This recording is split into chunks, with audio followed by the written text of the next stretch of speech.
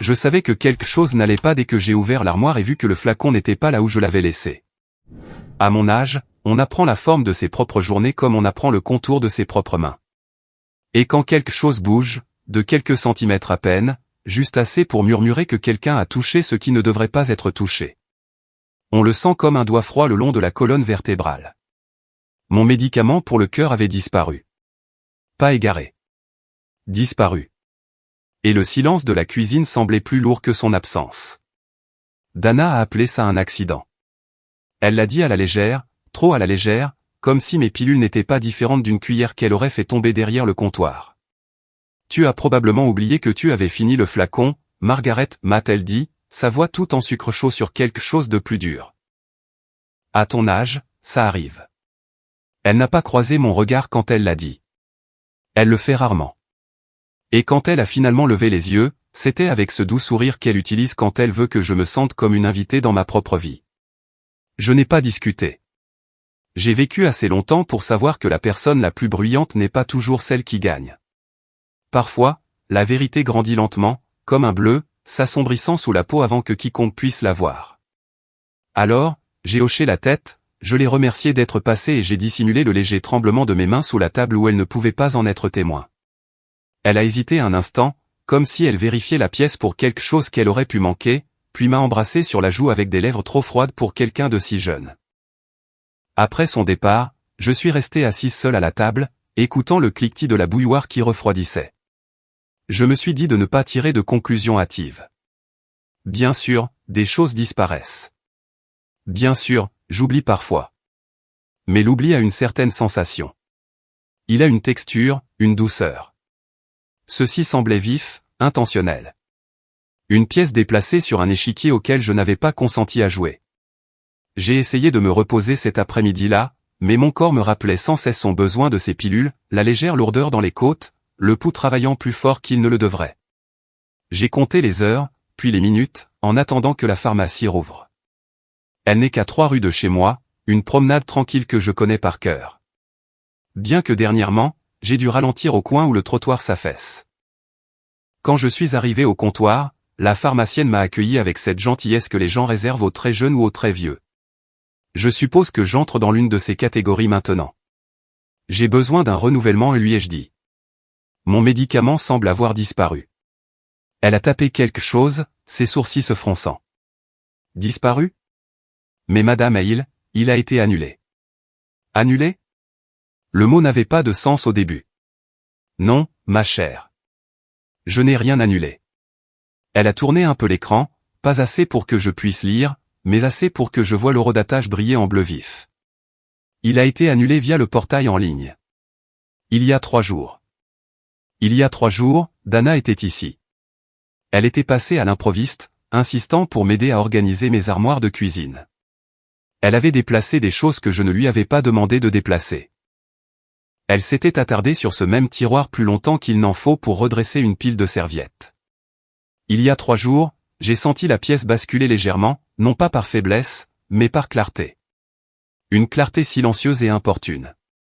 Pourtant, j'ai remercié la pharmacienne, promis que je vérifierais, et je suis rentré lentement à la maison, portant chaque pas comme un secret. Je ne voulais encore rien croire. La croyance est une chose dangereuse. Une fois qu'elle se forme, elle ne vous laisse pas inchangé. De retour dans ma cuisine, le soleil de fin de journée s'étendait sur la table en ligne mince et fragile. Je me suis assise, j'ai joint mes mains, et j'ai laissé la vérité s'installer à côté de moi. Pas entière, pas finale, mais assez présente pour me tenir éveillé plus longtemps que je ne l'aurais souhaité. J'ai regardé la lumière s'estomper jusqu'à ce que la pièce devienne sombre. Et ce n'est qu'alors que je me suis finalement levé, me sentant un peu plus vieille que ce matin-là. Dana est passée le lendemain matin avec un sac de courses qu'elle n'avait pas demandé si j'avais besoin. Elle fait ça souvent maintenant, arrivant avec des choses que je n'ai jamais demandées et appelant cela de l'aide. J'ai appris que lorsque quelqu'un insiste pour être indispensable, c'est rarement pour votre bien. Elle a posé le sac sur le comptoir avec une gaieté éclatante qui semblait répéter. Ses bracelets teintés comme de minuscules avertissements à chaque mouvement de ses mains. Je pensais que tu pourrais manquer de quelques trucs, dit-elle en alignant soigneusement des pommes comme si ma cuisine était une salle d'exposition. Tu avais l'air fatigué hier. Tu t'es reposé. J'ai observé la façon dont elle évitait de regarder l'armoire où le médicament aurait dû se trouver. J'ai assez dormi, ai-je répondu, mais je suis allé à la pharmacie. Ses doigts se sont resserrés sur une pomme avant qu'elle ne force son sourire à revenir. Oh, tout allait bien. Ils ont dit que le renouvellement avait été annulé, ai-je dit doucement. Je voulais voir sa réaction plus que je ne voulais d'explication. C'est remarquable ce que le visage révèle avant que les mots ne rattrapent. Une lueur a traversé ses yeux. De la reconnaissance, je pense, avant qu'elle ne la dissimule. Oh, Margaret, soupira-t-elle en s'approchant. Ce système est déroutant. Tu as probablement cliqué sur quelque chose sans t'en rendre compte. Ça arrive, surtout en ligne. Surtout. Eh bien, elle a fait un geste vague, de la manière dont les jeunes le font quand ils veulent mentionner votre âge sans dire le chiffre. Mais je vais t'aider à le gérer. Nous ne voulons pas de confusion. Nous. Elle dit toujours nous quand elle veut dire je. Je lui ai dit que j'apprécierais et je me suis assise à la table pendant qu'elle s'affairait dans la pièce, ouvrant des tiroirs qu'elle n'avait pas besoin d'ouvrir, déplaçant des boîtes qui n'avaient pas besoin d'être déplacées. Elle narre ses mouvements comme si elle parlait à un enfant, expliquant, instruisant, tapotant l'air entre nous comme si elle calmait un animal nerveux. J'essaie juste de te donner un peu de structure, a-t-elle dit une fois. De la structure? Comme si ma vie s'affaissait et qu'elle était venue la soutenir. La vérité est plus simple. Elle aime voir ce qu'elle peut contrôler. Quand Michael est venu après le travail, il m'a embrassé sur le front et a dit que j'avais l'air pâle. Il a toujours de bonnes intentions. C'est ça le problème.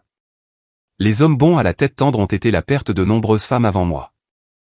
Il a demandé si je prenais mes médicaments régulièrement, et Dana s'est placée derrière lui avec un regard qui disait qu'elle avait déjà écrit la réponse pour moi.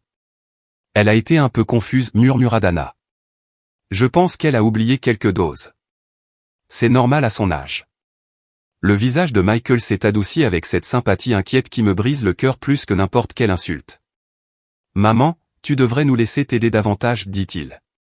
Il n'y a pas besoin de tout faire seul. J'ai hoché la tête, car argumenter ne ferait que me faire ressembler à la chose que Dana essayait de dépeindre. Fragile, oublieuse, déclinante. Je n'ai jamais décliné un seul jour de ma vie. J'ai eu du chagrin, j'ai vieilli, j'ai ralenti, mais mon esprit a toujours gardé sa forme.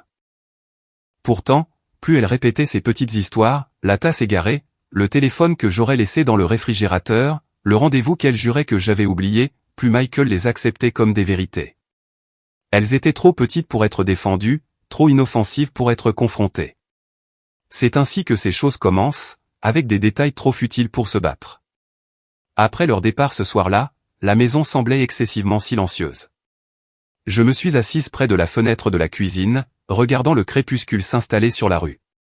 Cette douceur bleue où tout s'adoucit. J'ai pensé à mon mari, à la façon dont il posait sa main sur la mienne quand je m'inquiétais. Les gens te montrent qu'ils sont par de petites choses, disait-il, pas dans les discours, dans les pas. Je m'en souviens maintenant. Et je pense que Dana me montre ses pas depuis un certain temps. Je me suis fait une tasse de thé, bien qu'il ait eu un goût fade comme le thé quand on a l'esprit préoccupé. J'ai noté les événements de la journée dans un petit carnet que je garde caché derrière la boîte à pain. Non pas que je doute de moi, mais parce que je sais que d'autres le feront. J'ai noté ses mots, ses mouvements, la minute exacte où elle a hésité quand j'ai mentionné la pharmacie. Quand j'ai fermé le carnet, la nuit s'était approfondie. La maison semblait expirer autour de moi. Je suis resté assise là un peu plus longtemps, écoutant le silence, le laissant s'installer sur moi comme un châle porté depuis de nombreuses années. Puis j'ai éteint la lumière. À la fin de cette semaine, la lourdeur dans ma poitrine était devenue familière, presque comme un vieil visiteur revenant sans y être invité. Pas encore dangereuse, juste assez persistante pour me rappeler que quelque chose dans ma routine avait été perturbé. Quand votre corps dépend d'une fine pilule blanche pour maintenir son rythme régulier, même une dose manquée donne l'impression que quelqu'un tire un fil à l'intérieur de vous. Chaque matin, je m'asseyais à la table et attendais que les premières minutes de la journée me disent comment mon cœur avait l'intention de se comporter. Je prenais des notes maintenant. Silencieusement, soigneusement, j'écrivais la date, l'heure d'arrivée de Dana, les tiroirs qu'elle ouvrait, le ton qu'elle utilisait en parlant de moi à la troisième personne alors que j'étais encore dans la pièce. J'écrivais combien de pilules restaient. J'écrivais le moment où je remarquais que le flacon était légèrement incliné, comme s'il avait été dérangé puis remis trop rapidement. Ces détails semblent petits une fois écrits, mais vivre à l'intérieur d'eux est une autre affaire. Une vie peut se défaire par les plus petites coutures. Michael est venu jeudi soir avec un sac de plats à emporter, sa tentative d'être attentif. Il apporte toujours trop de nourriture, comme si la faim pouvait être comblée par la quantité. « Maman, tu n'avais pas l'air toi-même au téléphone » dit-il en disposant les plats comme il le faisait quand il était garçon, essayant de m'impressionner avec du pain grillé brûlé et de la confiture. « Prends-tu tes médicaments régulièrement ?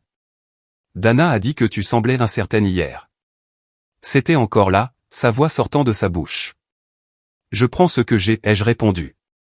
Et je sais exactement ce que je fais chaque matin, Michael. » Il a hésité, un pli se formant entre ses sourcils. « Je m'inquiète juste que tu sois dépassé. Il y a beaucoup à gérer à ton âge. » Elle lui avait appris cette phrase. Elle convenait trop bien, trop facilement, comme un manteau qu'elle lui avait drapé jusqu'à ce qu'il croie que c'était le sien. Nous avons mangé ensemble, bien que mon appétit soit mince.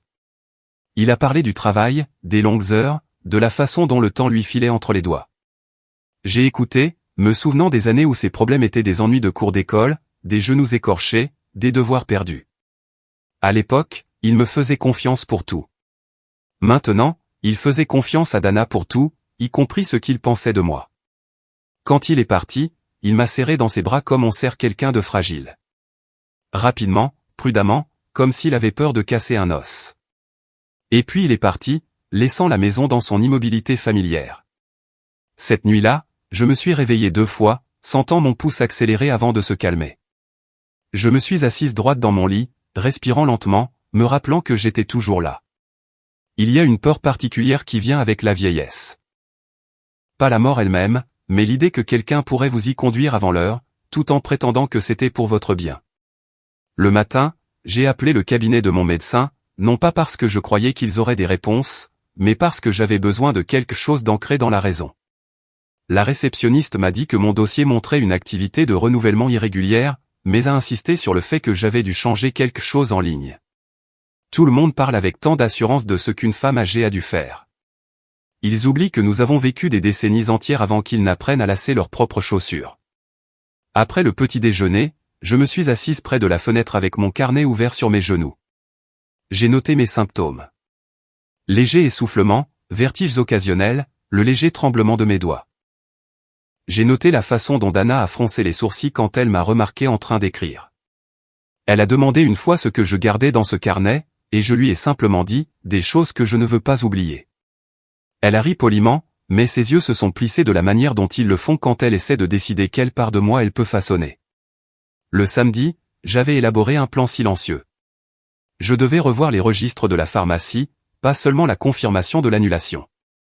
Je voulais l'historique complet. Je voulais chaque horodatage, chaque point d'accès. Les gens pensent que nous devenons naïfs avec l'âge, mais j'ai vécu assez longtemps pour reconnaître les schémas du comportement humain, même quand ils essaient de se cacher sous la gentillesse. Avant de quitter la maison, j'ai vérifié une dernière fois l'armoire à pharmacie. Le flacon était là, trop plein, trop intact. Dana en avait apporté un nouveau pour m'aider à rester sur la bonne voie, bien que la pharmacie ait insisté sur le fait qu'aucun renouvellement n'avait été délivré. J'ai dévissé le bouchon et j'ai compté chaque pilule une par une. Puis j'ai écrit ce nombre dans mon carnet, les fermer et les glisser dans mon sac à main. Le ciel était couvert lorsque je me suis rendu à la pharmacie. L'air sentait la pluie qui ne pouvait se décider à tomber. Je me déplaçais lentement, me tenant à la rampe près du passage piéton. La pharmacienne m'a reconnu dès que je suis entré. Sa gentillesse m'a serré la gorge plus que toute inquiétude. Je crois que j'ai besoin de voir le registre, lui ai-je dit. Elle a hoché la tête, sans demander pourquoi. Et je suis resté là à attendre, sentant le souffle dans ma poitrine changer, sachant que la vérité commençait enfin à prendre forme. La pharmacienne m'a conduite dans la petite salle de consultation à l'arrière, celle avec des fauteuils moelleux et une estampe de fleurs sauvages sur le mur, comme si la douceur pouvait adoucir tout ce qui y était dit. Elle a fermé la porte et s'est assise en face de moi. Ses mains jointes d'une manière qui me disait qu'elle savait déjà que cette conversation serait délicate. Là je vous apprends à lire les mains aussi bien que les visages. Les mains mentent rarement. J'ai sorti le registre complet des activités, dit-elle doucement. Je voulais m'assurer que tout était exact avant de vous le montrer. Elle a tourné le moniteur vers moi. Un écran simple, des lignes de texte, des dates, des horodatages, mon nom en haut. Si ordinaire. Et pourtant, chaque ligne semblait être une aiguille glissant sous ma peau. L'annulation était là, bien sûr. Mais pas seulement, il y avait 3 tentatives de connexion la semaine précédente. 2 réussies, une échouée, et tout effectué depuis un appareil qui n'était pas le mien. Je n'utilise pas le portail en ligne, ai-je dit. Je ne saurais même pas par où commencer. Je sais, a-t-elle répondu. C'est pourquoi j'ai vérifié 2 fois. Un des horodatages a attiré mon attention. L'après-midi où Dana était passée avec son insistance joyeuse pour réorganiser mes armoires. La même visite où elle s'était attardée près du tiroir où je gardais mes papiers. Je me suis souvenu de la façon dont elle s'était tenue derrière moi pendant que je lavais une tasse, son téléphone vibrant, ses mains tapant rapidement avant de le glisser à nouveau dans sa poche. J'ai senti quelque chose se serrer dans ma poitrine. Pas de la peur, pas encore, mais une reconnaissance si vive qu'elle m'a presque stabilisé.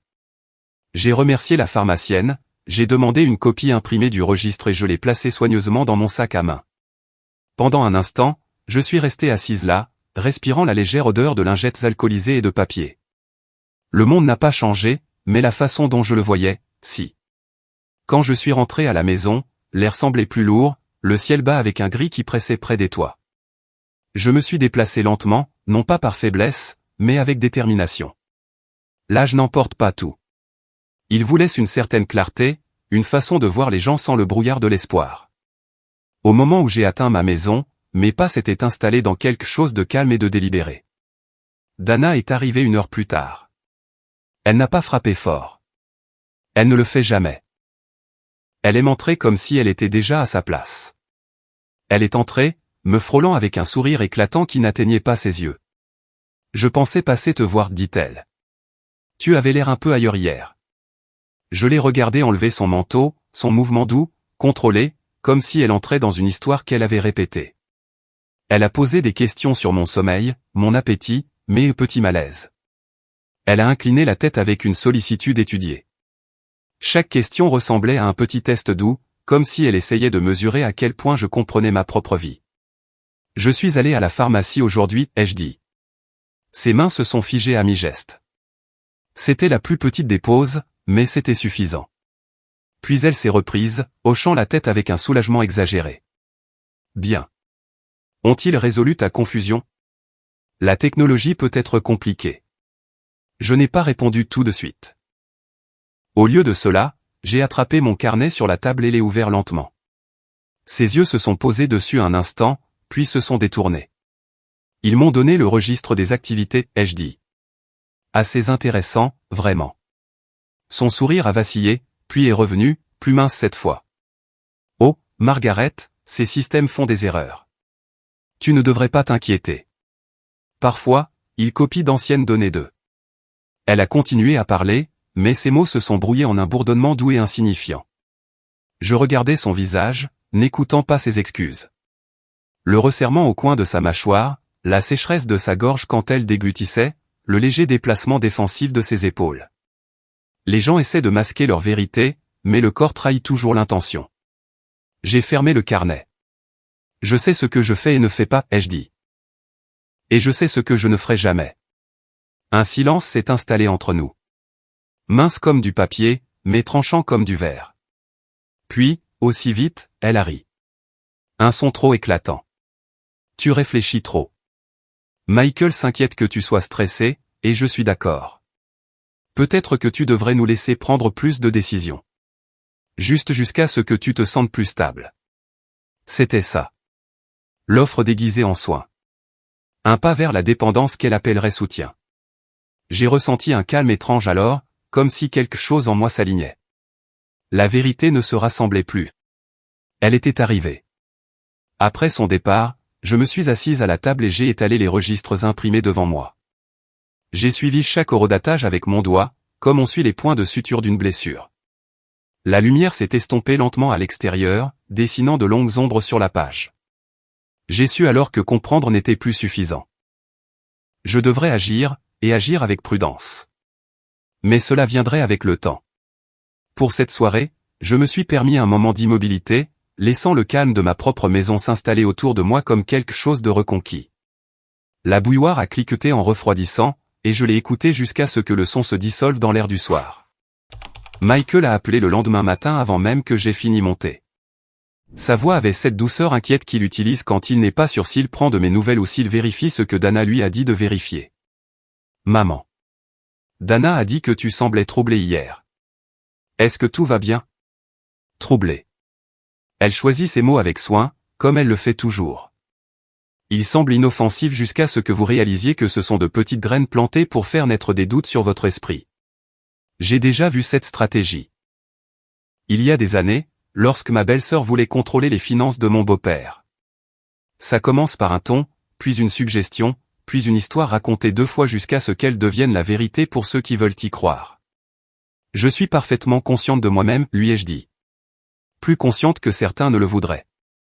Il a eu un petit rire, le genre qui essaie de dissiper l'inconfort. Personne ne te remet en question, maman. Nous voulons juste aider. Parfois, aider n'est qu'un mot plus joli pour l'intrusion, mais je ne l'ai pas dit. Au lieu de cela, je lui ai dit que j'allais bien et que j'appellerais si j'avais besoin de quoi que ce soit. Il a accepté cela, ou a fait semblant, puis a raccroché avec un soupir qui a persisté dans mon oreille longtemps après que la ligne soit devenue silencieuse.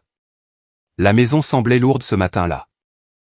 La lumière qui entrait par les fenêtres semblait usée, fatiguée, comme si même le soleil hésitait à rester trop longtemps.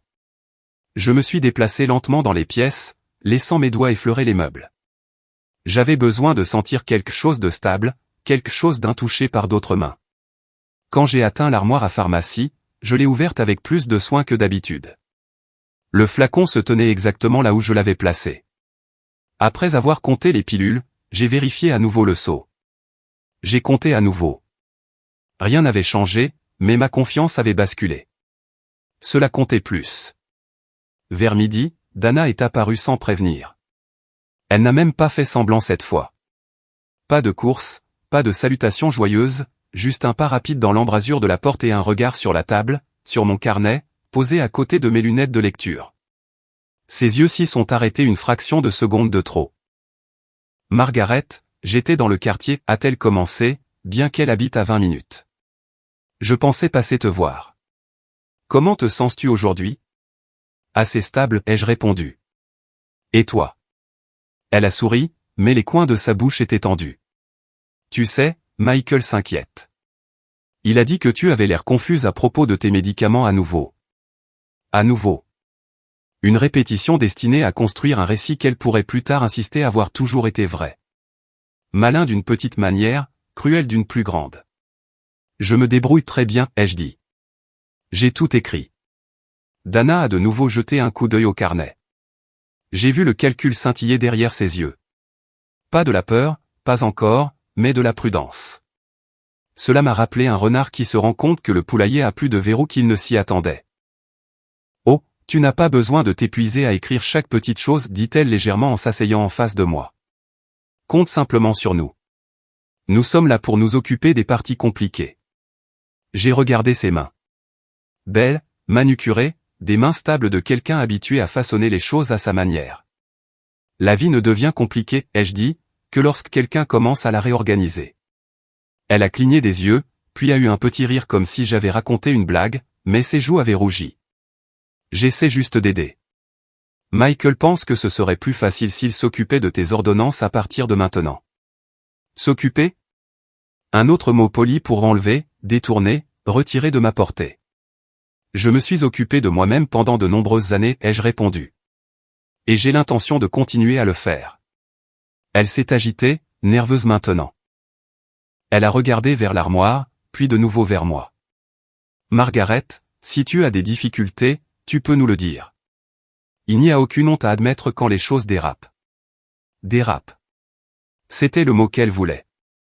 Un mot qui pourrait plus tard être répété aux médecins, aux pharmaciens, à quiconque pourrait se demander pourquoi les médicaments d'une vieille femme disparaissaient sans cesse. Mais je n'ai pas mordu à l'hameçon. J'ai simplement joint mes mains sur la table comme quelqu'un qui n'a rien à cacher. Je sais exactement ce qui se passe dans cette maison.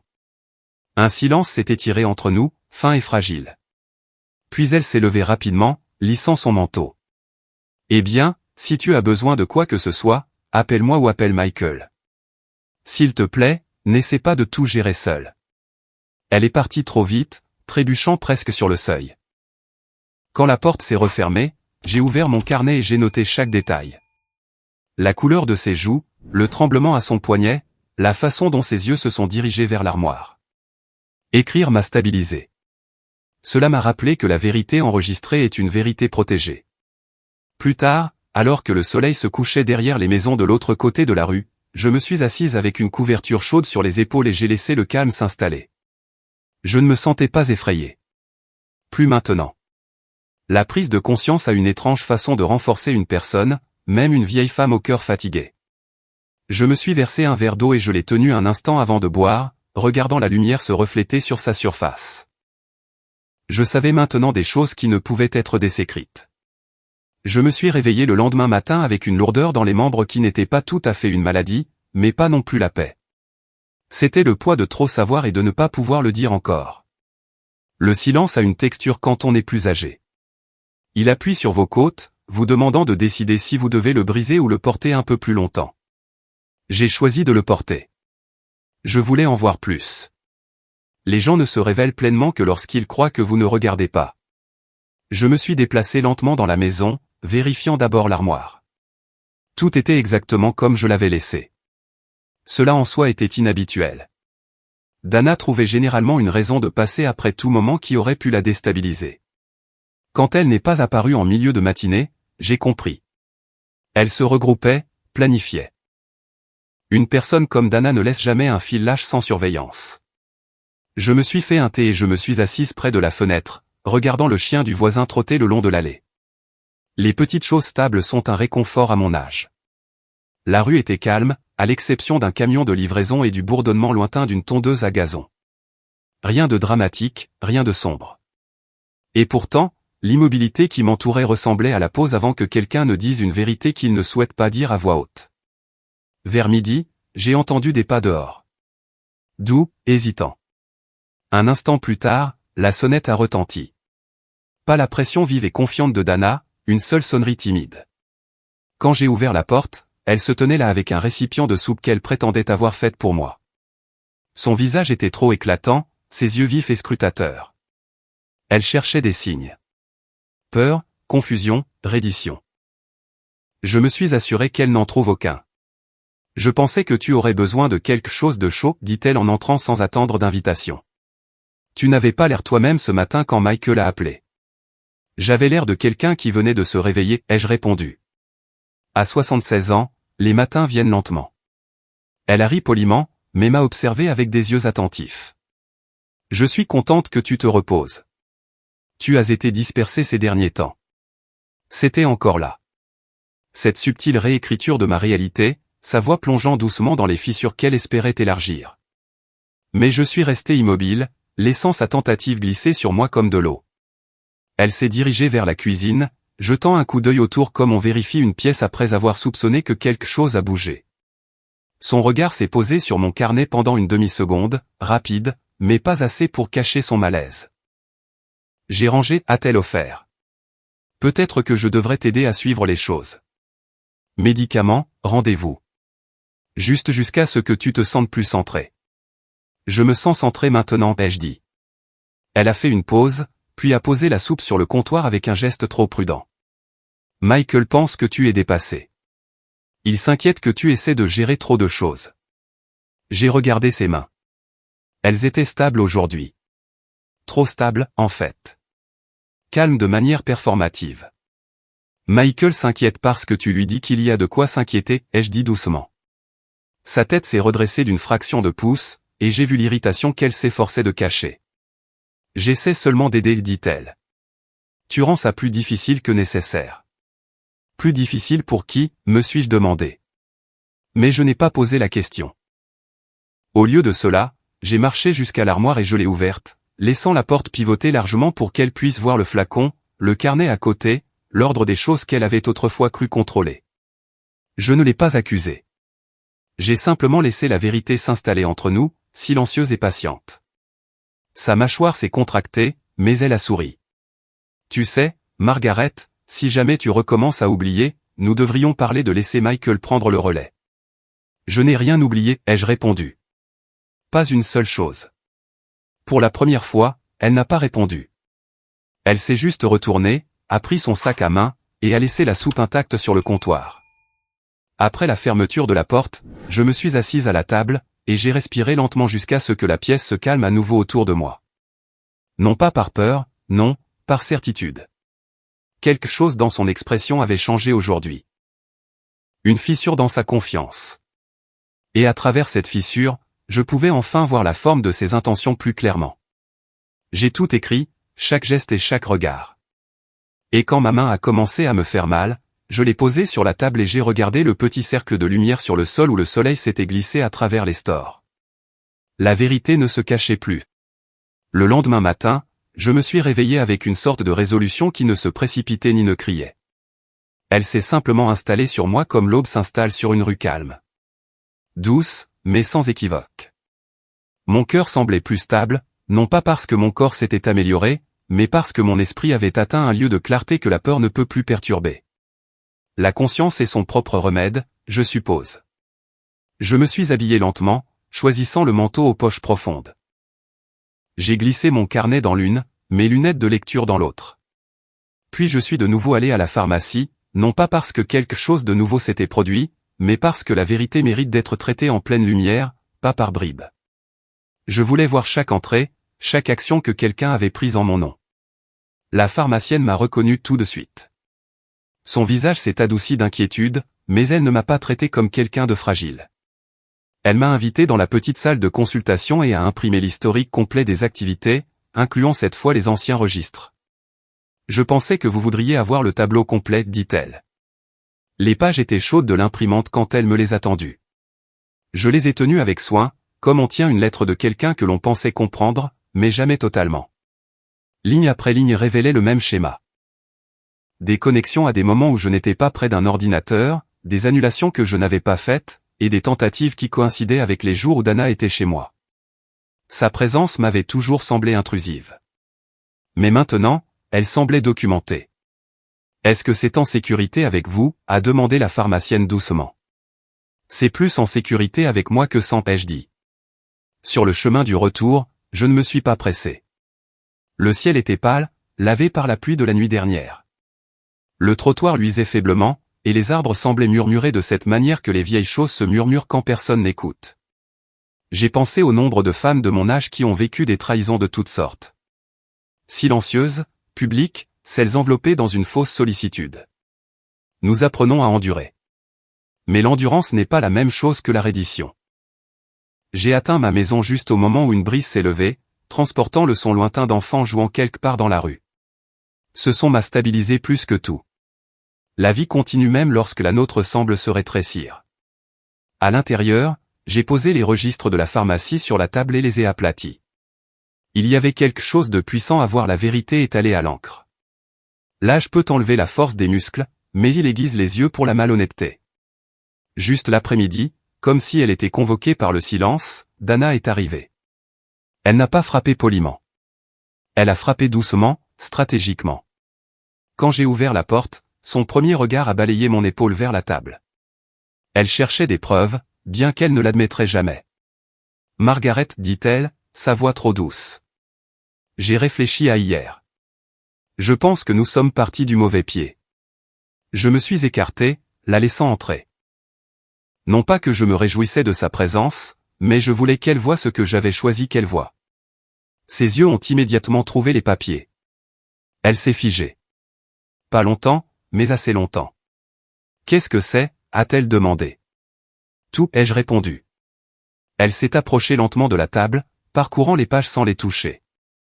Son expression n'a pas changé, mais quelque chose a vacillé en dessous. Un resserrement, une petite fracture dans son calme étudié.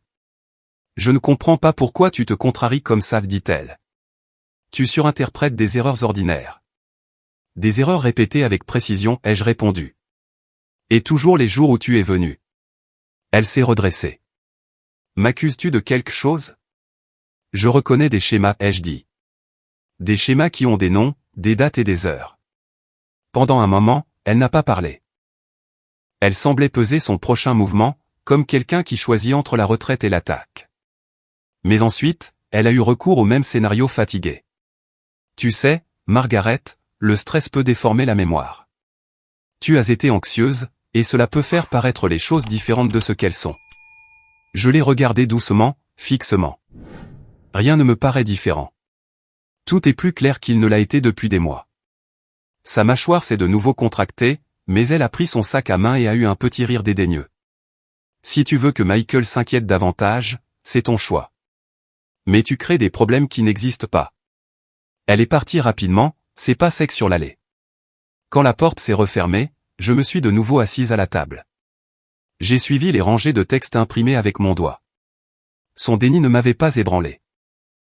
Au contraire, il a confirmé la nécessité de quelque chose de plus que de simples notes et une surveillance attentive. Il était temps de me protéger formellement. Mais avant de faire quoi que ce soit, j'ai plié soigneusement les registres et je les ai placés dans mon tiroir, à côté des vieilles photographies de mon mari. J'ai posé ma main sur le bois un long moment, laissant l'immobilité s'installer. La vérité, une fois rassemblée, a son propre poids. Je suis resté assise avec les registres de la pharmacie un long moment avant de pouvoir me décider à bouger. Non pas par choc. Non, le choc était passé. Mais par une résolution calme qui avait besoin d'espace pour s'installer dans mes os. Il arrive un moment dans la vie d'une femme où elle cesse d'espérer que les gens changeront et commence à se préparer au moment où elle devra se protéger d'eux. J'étais arrivé à ce point, tranquillement, comme si je posais le pied sur un sol différent sans me rendre compte que le terrain avait changé. J'ai attrapé le vieil annuaire téléphonique que je garde dans le tiroir sous les torchons. Les gens se moquent de ces livres maintenant, mais le papier se souvient de ce que les écrans perdent parfois. Mes doigts se sont arrêtés sur le nom que j'attendais. Kenneth Bishop. L'ami de mon mari.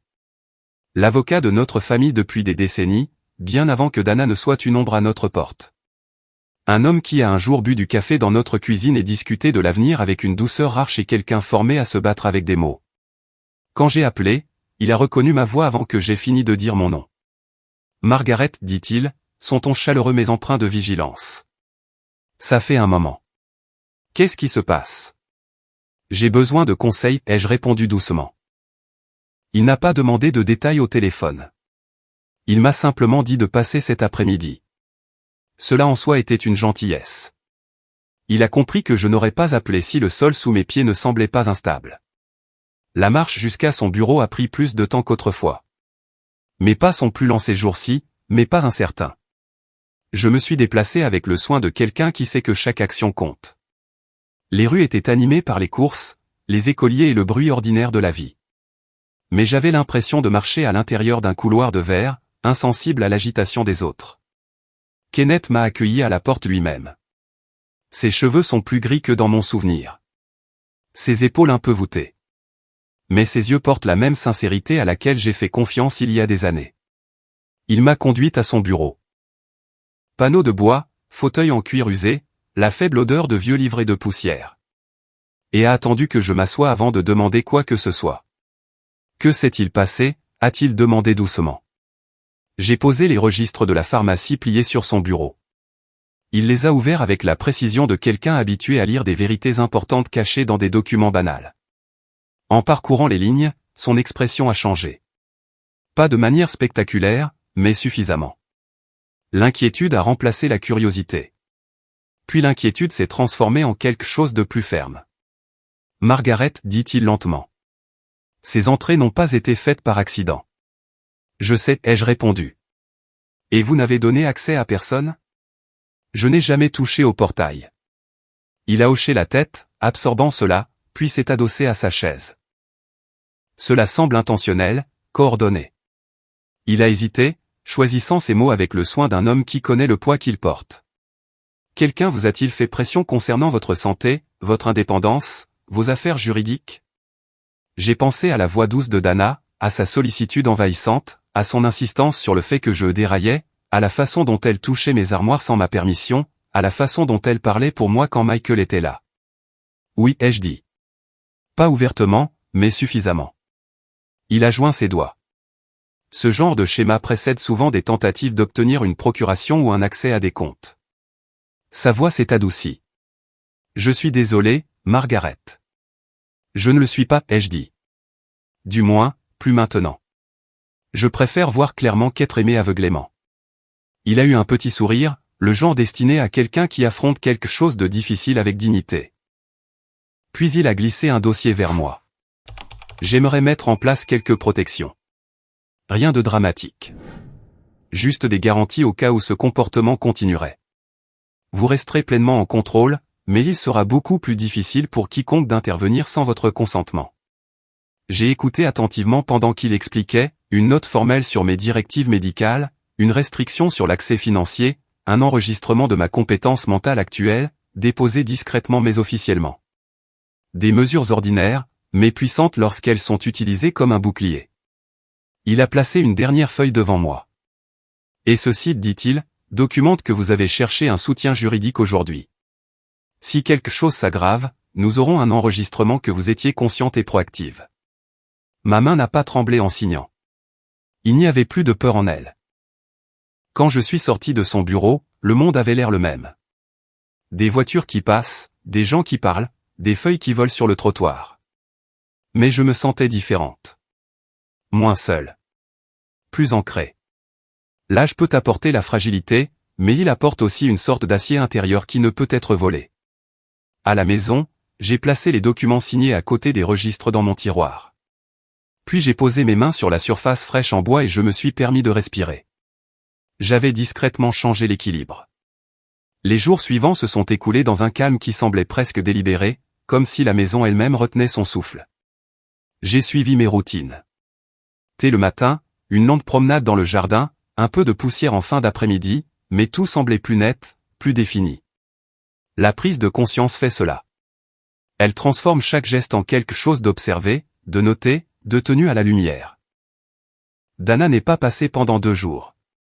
Cela seulement n'a dit plus que n'importe quelle visite n'aurait pu le faire.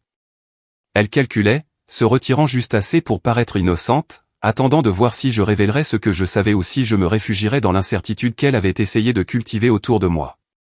Mais je n'ai pas appelé, et je n'ai pas trébuché. J'ai simplement vécu tranquillement avec détermination. Le 3e jour, alors que je finissais de plier le linge, j'ai entendu la portière de sa voiture se fermer dehors. Ses pas s'approchaient plus lentement que d'habitude, presque prudents. Quand j'ai ouvert la porte, elle se tenait là avec un sourire crispé, tenant un panier de serviettes pliées que je savais ne pas venir de chez moi. Je pensais t'aider avec le linge, dit-elle vivement. Tu as mentionné l'autre jour qu'elles étaient trop lourdes à soulever. Je ne me souviens pas avoir mentionné cela, ai-je répondu. Son sourire s'est aminci. Eh bien, tu as dû. Je m'en souviens clairement. Mais la certitude dans sa voix était fragile. Elle est entrée, ses yeux balayant la pièce, cherchant quelque chose d'inhabituel, quelque chose qu'elle pourrait interpréter comme une preuve de fragilité. Elle s'est dirigée vers l'armoire à nouveau, s'arrêtant de cette manière subtile qu'elle pensait que je ne remarquais pas. J'ai observé son reflet dans la vitre de la photo encadrée sur le mur, ses épaules se tendant, ses doigts effleurant le bord de la porte. N'ouvre pas ça, ai-je dit doucement. Elle s'est figée, la main en suspens, puis l'a baissée avec un rire maladroit. Je vérifiais juste que tout est bien organisé. Tu sais comme les choses se mélangent facilement. Rien n'est mélangé, ai-je répondu. J'ai tout suivi. Ses yeux se sont dirigés vers la table, vers la petite pile de papier que je n'avais pas pris la peine de cacher. Pas l'ensemble complet, juste assez pour suggérer que je ne vivais plus dans le brouillard qu'elle souhaitait placer autour de moi. Elle a dégluti, un petit son sec. Margaret, a-t-elle commencé, choisissant son ton avec soin. Michael et moi avons parlé. Nous pensons vraiment qu'il est temps que nous aidions de manière plus formelle. Peut-être que nous devrions nous occuper de tes médicaments. Pour nous assurer qu'ils sont pris correctement. Correctement. Comme si j'étais une enfant incapable de soulever une tasse. J'ai déjà mis de nouvelles mesures en place, ai-je dit. À partir de maintenant, toute modification de mes ordonnances nécessite ma présence. Son visage s'est raidi. Que veux-tu dire par mesure? Des garanties, ai-je dit simplement. Sur mes comptes, sur mes dossiers médicaux. Elle m'a fixé, et pour la première fois, le masque est tombé. J'ai vu l'irritation, réelle, non filtrée, traverser ses traits avant qu'elle ne la ravale. Tu es allé voir un avocat, dit-elle, non pas en demandant, mais en accusant. Je suis allé voir quelqu'un qui comprend comment protéger l'autonomie d'une vieille femme, ai-je répondu. Elle a reculé légèrement, comme si elle recalculait. Tu penses que nous voulons te faire du mal? Michael t'aime. Je t'aime. Je l'ai regardée, cette jeune femme aux mains stables et aux yeux fuyants, et j'ai ressenti une étrange tristesse. Pas de la peur, pas de la colère, juste la douleur silencieuse de réaliser que quelqu'un avait choisi le contrôle plutôt que la gentillesse. Je crois que tu aimes ce que tu penses que je peux te donner, ai-je dit. Mais de l'amour pour moi? Non. Il aurait fallu que tu me regardes pour ressentir ça. Son souffle s'est coupé. Juste un souffle. Mais c'était suffisant. Elle a posé le panier de serviettes trop fort sur la table, forçant un sourire. Tu compliques les choses. Il n'y a pas besoin d'impliquer des avocats ou des pharmacies. Nous sommes une famille. Laisse-nous prendre nos responsabilités. La responsabilité se mérite, ai-je dit. Et tu m'as montré qui tu es. Un long silence a suivi. Elle n'a pas bougé. Moi non plus. La maison semblait écouter. Puis elle a pris son sac à main. Je devrais y aller, dit-elle sèchement.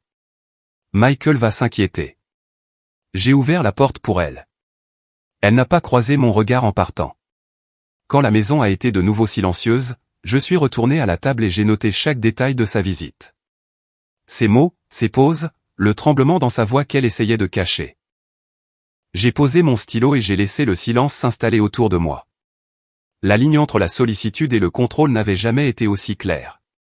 Le lendemain matin, je me suis réveillé avec une étrange légèreté dans la poitrine.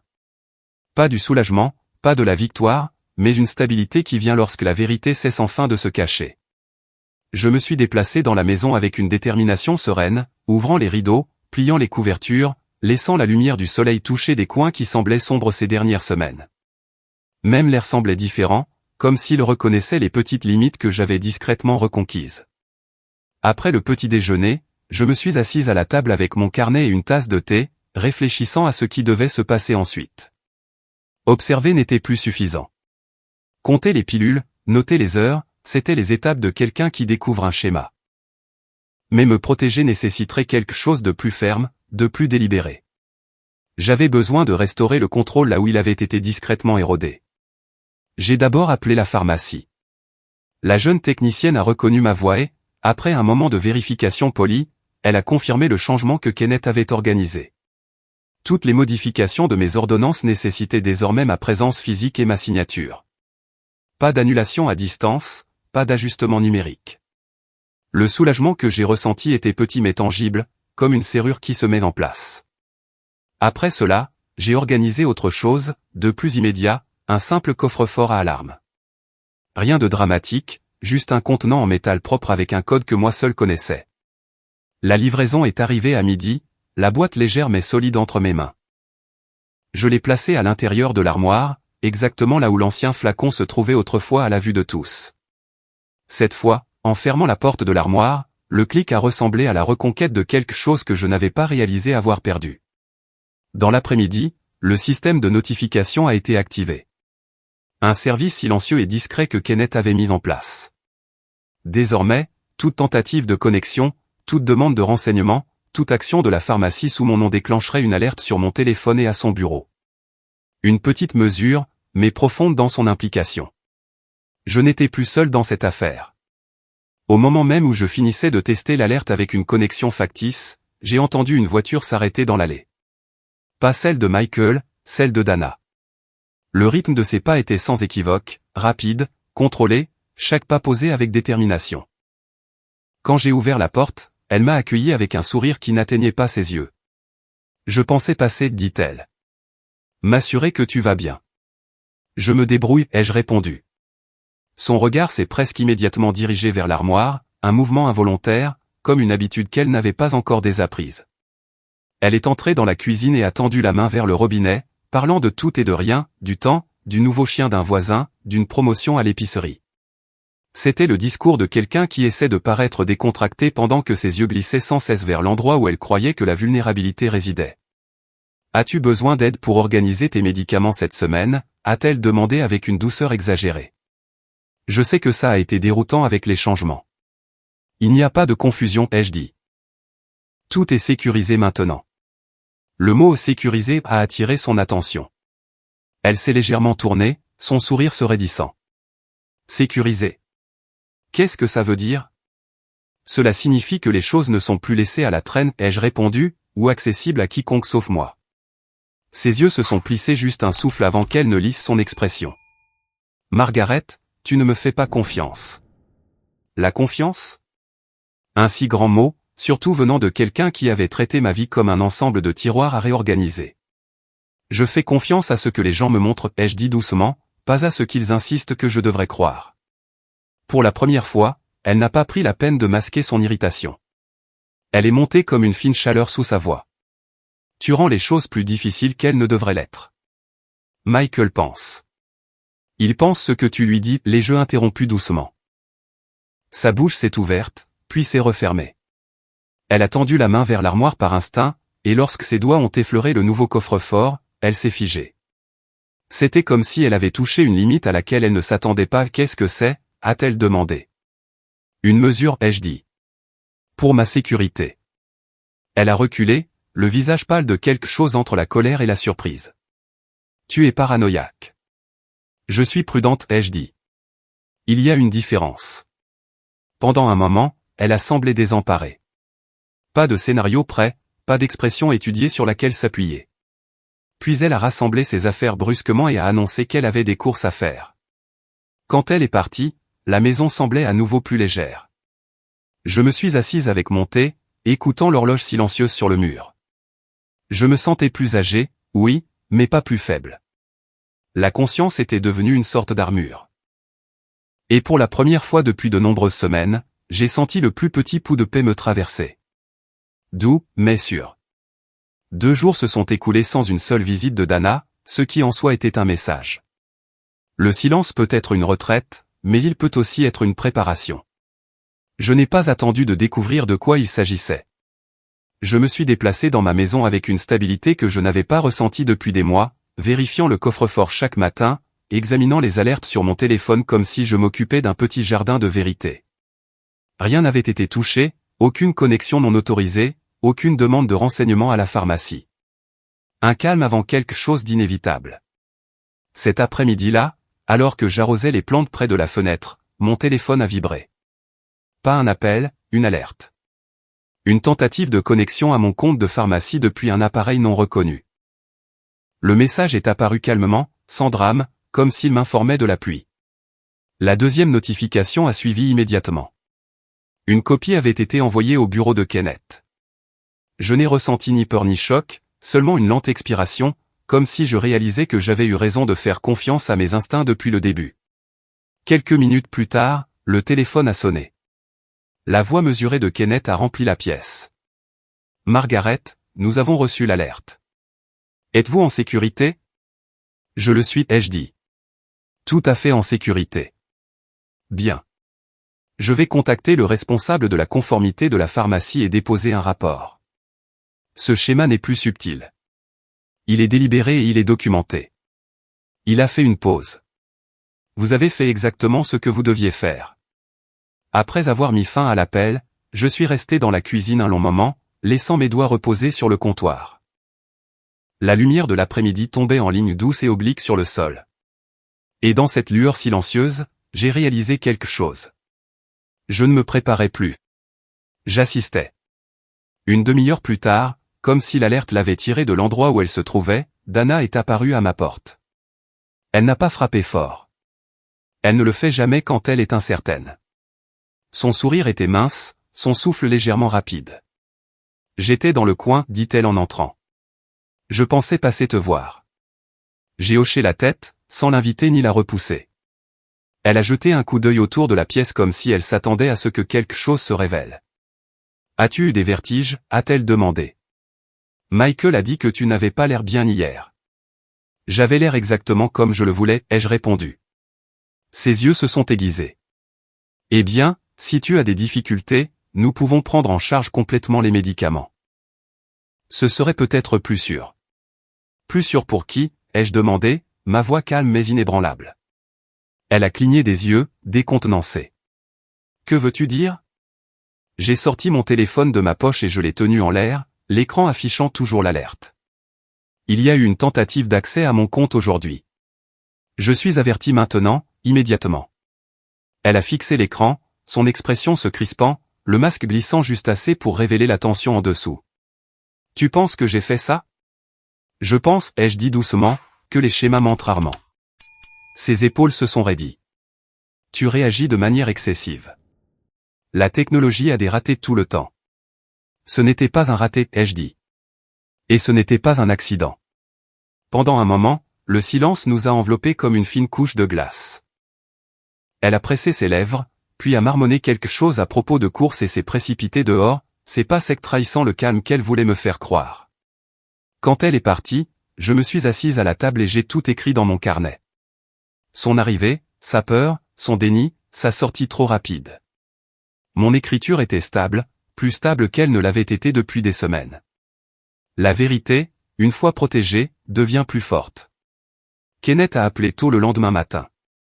Sa voix était calme, mais en dessous, je pouvais entendre la fermeté de quelqu'un qui avait tracé une ligne en mon nom. Margaret, dit-il, l'équipe de conformité de la pharmacie a examiné l'alerte. Ils ont confirmé que la tentative de connexion n'était pas autorisée. J'ai déposé le rapport. Une assistante sociale vous contactera aujourd'hui. Je l'ai remercié, bien que les mots semblaient petits par rapport à la stabilité qu'il m'avait donnée ces derniers jours. Après l'appel, je suis resté assise un moment avec mes mains autour d'une tasse de thé chaude, laissant la vapeur effleurer mon visage. Là je vous apprends à apprécier la chaleur sous les plus petites formes. Le thé, la lumière du soleil, l'honnêteté. En milieu de matinée, l'assistante sociale, une femme nommée Rachel, est arrivée. Elle avait la quarantaine, des yeux bienveillants qui ne me survolaient pas comme pour chercher la fragilité. Elle s'est assise à la table, a écouté sans interrompre, et a étudié les registres et mes notes avec un sérieux qui m'a fait me sentir vu plutôt qu'évalué. Vous avez documenté cela de manière approfondie, dit-elle. Cela fait une différence significative. Je devais le faire, ai-je répondu. Les gens arrêtent de croire les femmes âgées quand des choses disparaissent. Ils supposent que c'est l'esprit, jamais l'environnement. Elle a hoché la tête. Malheureusement, c'est vrai. Mais ce que vous avez rassemblé est clair et intentionnel. Le mot est resté en suspens dans la pièce, stable et indéniable. Elle a expliqué que le rapport avancerait, non pas de manière agressive, mais formellement. Des garanties seraient recommandées. Mon dossier médical noterait qu'une interférence avait eu lieu. Des ordonnances seraient documentées. Chaque étape à partir de maintenant laisserait une trace. Pendant qu'elle parlait, je n'ai ressenti aucun triomphe, seulement un retour silencieux de quelque chose que je n'avais pas ressenti depuis des mois. La dignité. Non pas donnée, non pas demandée. Restaurée. Après son départ, j'ai marché jusqu'au salon et j'ai ouvert grand les rideaux. La lumière a inondé la pièce, vive et sans excuse. Je suis resté là un moment, la laissant baigner mes mains. Elle tremble un peu maintenant. Là je fais ça. Mais elles se souviennent encore comment tenir la vérité fermement. En fin d'après-midi, Michael a appelé. Sa voix était tendue, mal à l'aise. « Maman, dit-il. Dana m'a dit que tu fais intervenir les services sociaux. Qu'est-ce qui se passe ?» Sa question n'était pas en colère, juste incertaine. Je pouvais presque l'entendre se frotter le front comme il le faisait quand il était garçon et qu'il avait du mal avec ses devoirs. Il y a eu des irrégularités, ai-je dit. La pharmacie l'a confirmé. J'avais besoin de soutien. Il y a eu une longue pause. Dana a dit que tu es confuse. Que tu pourrais imaginer des choses. J'ai laissé le silence s'installer avant de répondre. Je suis beaucoup de choses, Michael. Fatiguée, vieille, plus lente qu'avant.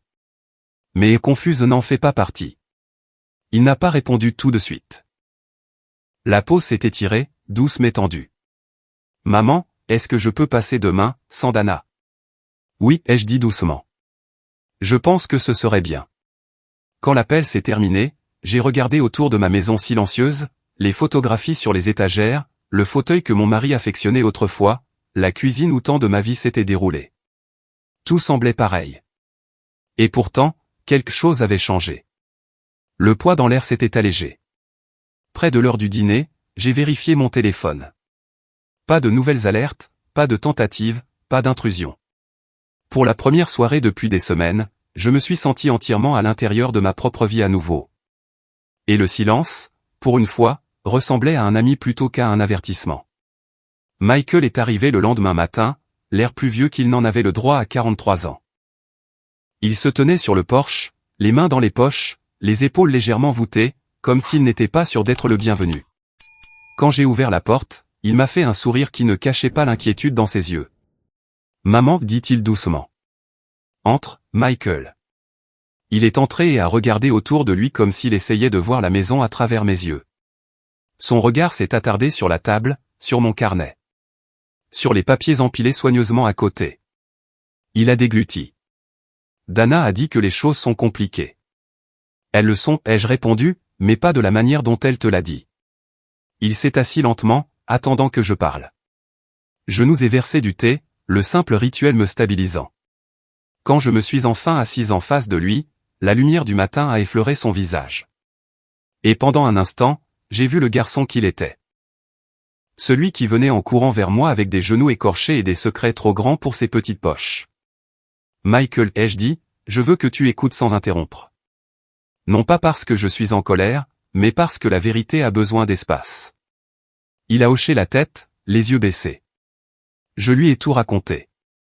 Pas de manière dramatique, pas de manière accusatrice, juste simplement. De la manière dont la vérité préfère être dite. Les pilules manquantes, les annulations à la pharmacie, les horodatages, les tentatives de connexion. La façon dont Dana a déplacé mes affaires, a façonné des histoires sur mon oubli, a parlé pour moi alors que j'étais parfaitement capable de parler moi-même. J'ai vu son visage changer. Confusion, incrédulité, puis une compréhension lente et douloureuse. Quand j'ai fini, il a pressé une main sur son front. « Pourquoi ne me l'as-tu pas dit plus tôt ?»« Parce que tu ne m'aurais pas cru, ai-je dit doucement. Et parce qu'elle a travaillé dur pour s'assurer que tu ne le ferais pas. » Il a fermé les yeux. Elle a dit que tu déraillais, que tu égarais des choses, que tu te trompais facilement. Je sais, ai-je répondu. Et tu voulais la croire. Il est plus facile de faire confiance à la personne qui parle le plus fort dans votre vie quotidienne qu'à celle qui dit la vérité silencieuse. Il a secoué la tête, les yeux brillants. Maman, je n'ai jamais voulu que tu te sentes seule. Je ne me sentais pas seul, ai-je dit. Pas une fois que j'ai compris ce qui se passait. Mais je me suis senti rejeté. Il a tressailli à cela. Je suis tellement désolé. J'ai tendu la main sur la table et j'ai posé ma main sur la sienne. Mes doigts tremblaient légèrement, non pas par faiblesse, mais par une émotion longtemps contenue. Michael, l'amour ne signifie pas que nous remarquons tout. Cela signifie que lorsque la vérité arrive enfin, nous ne nous en détournons pas. Il a hoché lentement la tête, sa prise se resserrant sur ma main. Après une longue pause, il a demandé, que se passe-t-il maintenant? Rien de dramatique, ai-je dit. Des protections sont en place. La pharmacie et l'avocat le savent. Une assistante sociale a documenté la situation. Je suis en sécurité. Et Dana, a-t-il murmuré. C'est à toi de décider, ai-je répondu. Mais les décisions prises dans l'obscurité ont tendance à nuire à tout le monde. Tu mérites de prendre la tienne en pleine lumière. Il s'est adossé, fixant la table comme s'il voyait sa vie sous un nouvel angle. Le silence entre nous n'était pas lourd. Il était honnête. Maman, dit-il enfin, je veux entendre tout ce qu'elle ne t'a jamais laissé dire. Alors je lui ai raconté, doucement, sans amertume. Et pendant que je parlais, j'ai senti la pièce changer, non pas parce que le passé avait changé, mais parce que la vérité avait enfin trouvé son auditeur. Quand il est parti cet après-midi-là, il m'a serré fort dans ses bras. Pas l'étreinte prudente destinée à quelqu'un de fragile, mais une étreinte remplie de reconnaissance. Pour la première fois depuis longtemps, je me suis sentie comprise. Les jours qui ont suivi ont semblé plus calmes, bien que pas de la manière inquiétante des semaines précédentes. Ce calme avait du poids, une direction. C'était le silence qui vient lorsque la vérité est entrée dans la pièce et refuse de partir. J'ai suivi mes routines avec une stabilité qui m'a surprise moi-même. Mon cœur battait calmement. Mes pas semblaient sûrs. Et la maison, ma maison, semblait expirer avec moi. Michael appelait chaque soir, pas des appels pressés de sa voiture ou des appels chuchotés du salon pendant que Dana rôdait en arrière-plan, mais des conversations complètes et sans hâte. Il posait des questions doucement, essayant de comprendre non seulement les événements, mais l'érosion lente qui les avait précédés. Il s'excusait souvent, trop souvent, et je lui rappelais à chaque fois que ce n'étaient pas des excuses dont j'avais besoin. La prise de conscience suffisait. Le 4e jour, il est revenu, seul. Ses épaules étaient plus droites cette fois, son expression plus résolue. Il s'est assis dans la même chaise qu'auparavant, regardant autour de ma cuisine comme s'il la voyait vraiment pour la première fois depuis des mois. J'ai parlé à Dana, dit-il doucement. J'ai hoché la tête et j'ai attendu. Elle a tout nié au début, a-t-il poursuivi. A dit que tu étais confuse. A dit que tu manipulais la situation. A dit que l'avocat t'avait effrayé pour te faire imaginer des choses. Il a fait une pause, sa mâchoire se contractant. Mais quand je lui ai montré les registres, elle s'est figée. Et puis elle s'est mise en colère. Vraiment en colère. Je ne l'ai jamais vue comme ça. J'ai écouté sans interruption. Les femmes de mon âge apprennent que le silence peut être sa propre force de vérité. Elle a dit que tu essayais de détruire notre mariage, a-t-il ajouté. Elle a dit que tu me montais contre elle. Et qu'as-tu dit, ai-je demandé. J'ai dit que je voyais enfin ce que j'aurais dû voir il y a des mois. Sa voix s'est légèrement brisée. Je lui ai dit que la confiance se mérite et qu'elle ne l'a pas méritée. Il a baissé les yeux sur ses mains, incapable de croiser mon regard. Je reste chez un ami pour l'instant. J'ai besoin d'espace pour réfléchir. C'est sage, ai-je dit doucement. La clarté a besoin d'espace. Il a laissé échapper un lent souffle, comme s'il libérait quelque chose qui était coincé sous ses côtes. Maman, j'aurais dû le voir. J'aurais dû t'écouter plus tôt. Tu écoutes maintenant, ai-je répondu. C'est ce qui compte. Il a hoché la tête, déglutissant difficilement. L'assistante sociale m'a appelé aussi. Elle a dit que des mesures formelles sont prises, des mesures de protection. Ses yeux ont enfin rencontré les miens. Est-ce que ça ira pour toi, avec tout ça? Vraiment bien. Je vais déjà bien, ai-je dit. J'ai vécu dans le noir avec les yeux grands ouverts. Maintenant, il y a de la lumière. Ça peut faire mal au début, mais c'est quand même de la lumière. Il a tendu la main sur la table et a de nouveau pris la mienne. Pas avec la prudence de quelqu'un qui a peur que je me brise, mais avec la reconnaissance stable d'un fils. Je suis là, dit-il. Pour de vrai cette fois. Après son départ, je suis resté à la fenêtre et je l'ai regardé marcher jusqu'à sa voiture.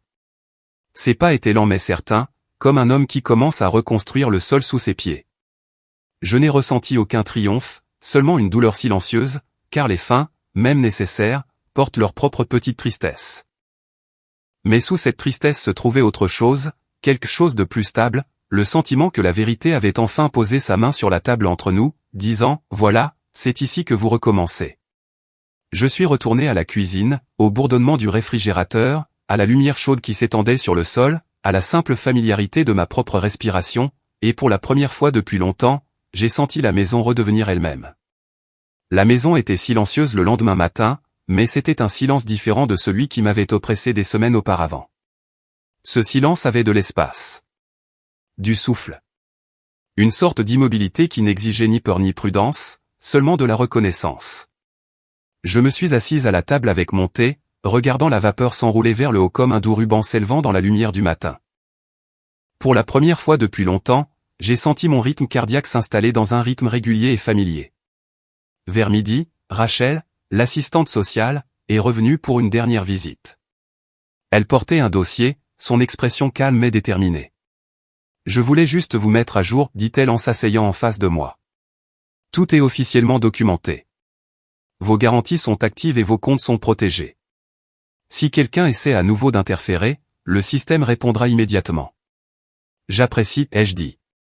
Et c'était le cas. Non pas de la manière dont on apprécie une faveur, mais de la manière dont une personne apprécie une porte enfin verrouillée contre le vent. Elle a fermé doucement le dossier. J'ai également parlé à votre fils. Il comprend la gravité de la situation maintenant. Il apprend, ai-je dit doucement. Parfois, les gens ont besoin de voir l'ensemble du tableau avant de reconnaître les fissures. Elle a souri. Vous avez géré tout cela avec une clarté remarquable.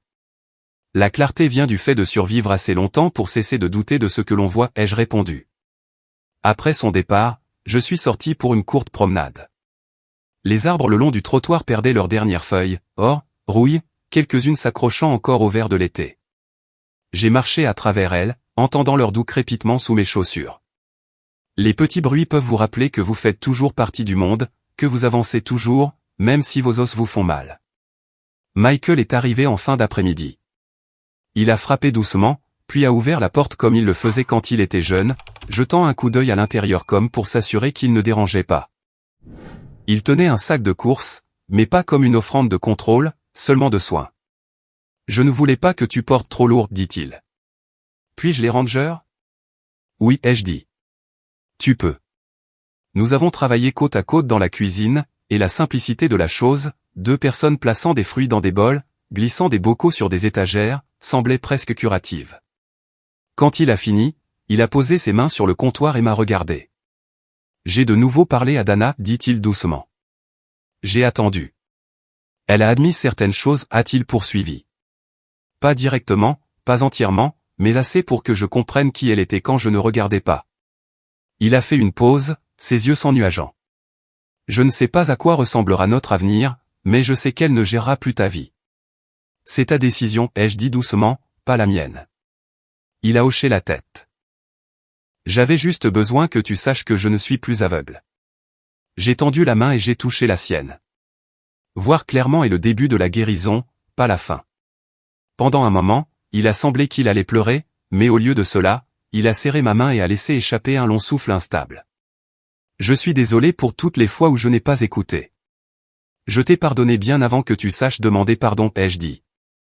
Nous faisons ça. Nous, les mères. Après son départ, le soleil a plongé derrière les arbres, projetant de longues ombres sur mon salon. Je me suis assise dans mon fauteuil préféré, celui que mon mari avait l'habitude de réchauffer pour moi, et j'ai laissé le calme s'installer à nouveau. Mais ce calme semblait mérité, revendiqué, mien.